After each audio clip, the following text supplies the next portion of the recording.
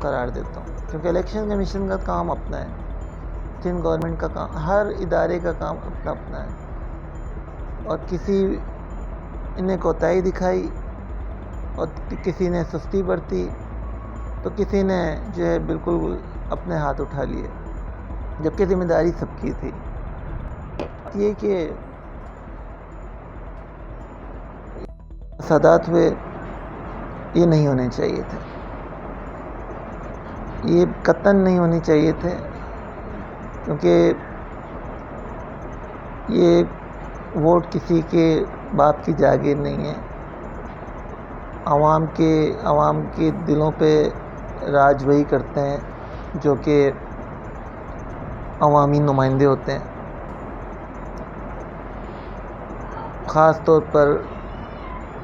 خصوصی طور پر یہاں پہ عوامی نمائندگی کے لیے اچھے لوگوں کو آنے نہیں دیا جا رہا، روکا جا رہا ہے، باہر سے لوگوں کو امپورٹ کیا جا رہا ہے۔ تو امپورٹ حکومت ہے تو امپورٹ لوگ بھی ہوں گے، اور امپورٹڈ جو ہے یہاں پہ ووٹ کاسٹنگ بھی ہوگی۔ تو بس میں اپنے تلخ جملے استعمال نہیں کرنا چاہ رہا ہوں، کیونکہ حقیقت سے پردہ اٹھائیں تو بڑے ہی جو ہے نا، آئینہ جو دکھایا تو برا مان گئے، آئینہ دکھائیں گے تو برا مان جائیں گے۔ ہمیں پتہ ہے کہ یہاں کے لوگوں کی سوچیں کیا ہیں۔ رہی بات مصطفیٰ کمال PSP، انہوں نے بہت صبر و تحمل کا مظاہرہ کیا، کیونکہ الحمدللہ میں نے ان کے اندر بہت تبدیلی دیکھی ہے، اور چونکہ پرانی ملاقات رہی ہے، 2007 تک ان سے ملاقات تھی، ان کے ساتھ اٹھنا بیٹھنا تھا، ان کی سوچ، ان کی تھیوری، ان کی جو ہے جب یہ میئر تھے تو جب ان کی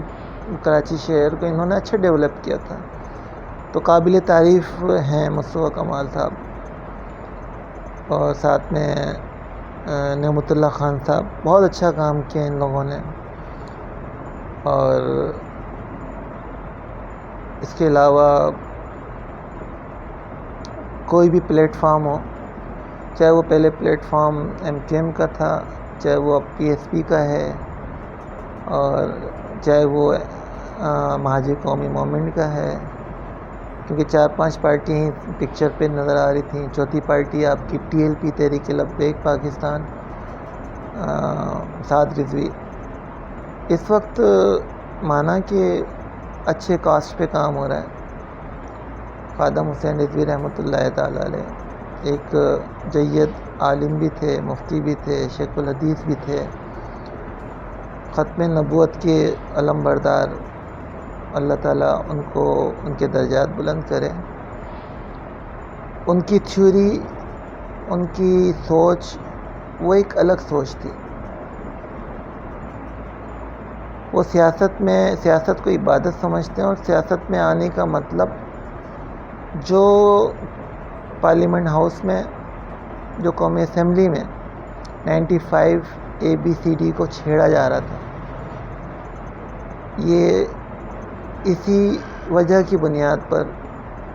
انہوں نے سیاست میں قدم رکھا۔ ان کا یہی نظریہ تھا، ختم نبوت، ناموس رسالت پر کوئی آنچ نہیں آنے دیں گے، اس ایک نظریے کے تحت یہ آئے، اور غالباً اس میں کچھ اور بھی معاملات تھے۔ اس طرح ایڈٹ کروں گا کہ مولانا آسیہ کو ملک سے باہر بھیج دینا، حضرت ممتاز قادری رحمۃ اللہ تعالی علیہ کو پھانسی پہ لٹکانا، جو کہ یہ 2-3 کیس ایسے تھے کہ جس کی وجہ سے معاملات اس ڈگر پہ چلے گئے، کیونکہ قادیانی فرقہ اوپر آ رہا تھا، اور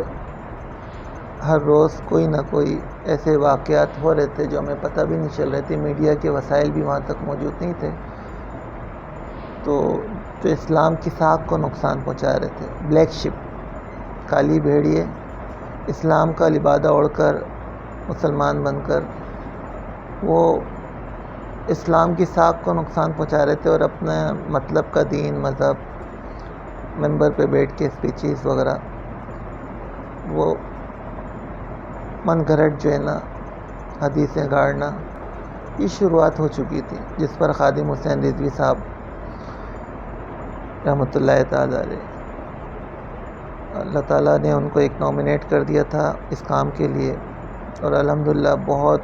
امت کو اجاگر کر کے گئے ہیں، امت کی آنکھیں کھول کے گئے ہیں، جو آج یہی وجہ ہے کہ TLP تحریک لبیک پاکستان اس وقت پورے پاکستان میں نمبر 1 نمبر 2 بن کر سامنے آ رہی ہے۔ لیکن اس دفعہ مجھے بھی میں نے جو گراؤنڈ ریئلٹی دیکھی، ابھی کچھ موٹیویشن کی ضرورت ہے۔ سعد رضوی بھائی ینگ ہیں، سعد رضوی بھائی جو ہے، میں بس اتنا کہوں گا سعد رضوی بھائی کو کہ انہیں کم از کم اس وقت جو حالات کے پیش نظر جس طرح سینسیٹیو ایشوز ہو رہے ہیں، اگر بابا خادم حسین رضوی صاحب ہوتے تو وہ اپنا رجحان، اپنی جو کنسنٹریشن ہے وہ اسی جگہ لگاتے جہاں پر انہوں نے شروعات کی تھی۔ صلاح الدین ایوبی جب سپہ سالار نے، یہودیوں کے سپہ سالار نے کہا تھا کہ بلاؤ اپنے نبی کو، کہاں ہے تمہارا نبی؟ جب صلاح الدین ایوبی رحمۃ اللہ تعالیٰ علیہ کی کانوں میں یہ بات گئی تو 8 سال صلاح الدین ایوبی پریشان رہے، اس پریشانی میں کہ اس یہودی نے میرے پیارے آقا علیہ الصلوۃ والسلام خاتم النبیین سید المرسلین رحمۃ للعالمین راحت المشتقین شمس العارفین راحت المشتقین صلی اللہ تعالیٰ علیہ وآلہ وسلم کی شان میں کیسے گستاخی کی۔ تو 8 سال کے بعد جب یہ 12 سپہ سالار سامنے پیش کیا، اور جو نوٹن جو ہے، جب اس سے کہا گیا کہ تم ہی ہو نا جس نے کہا تھا کہ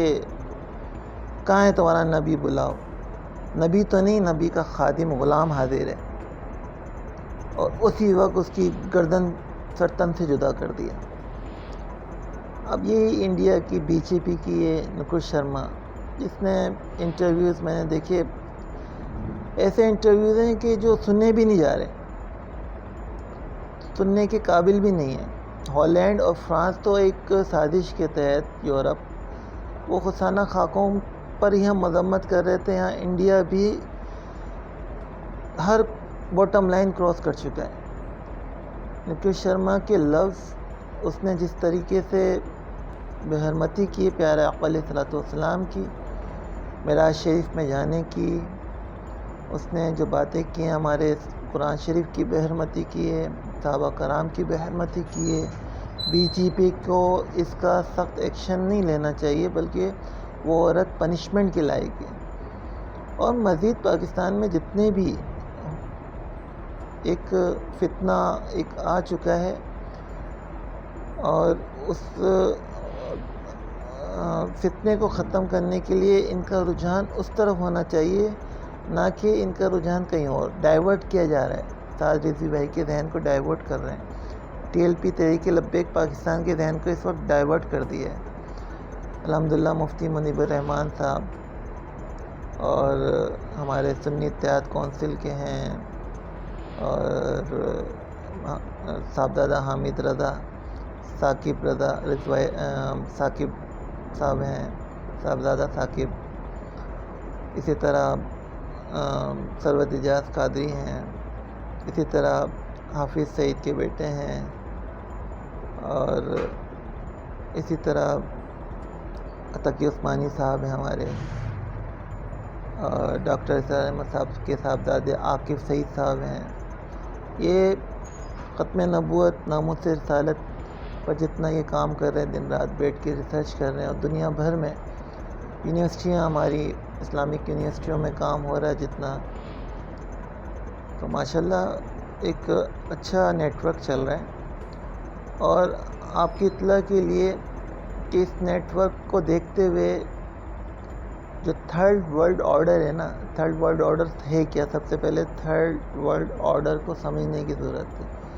تھرڈ ورلڈ آرڈر ہے آپ کا دجال کی حاکمیت کو، حکومت کو ایکسیپٹ کرنا، قبول کرنا،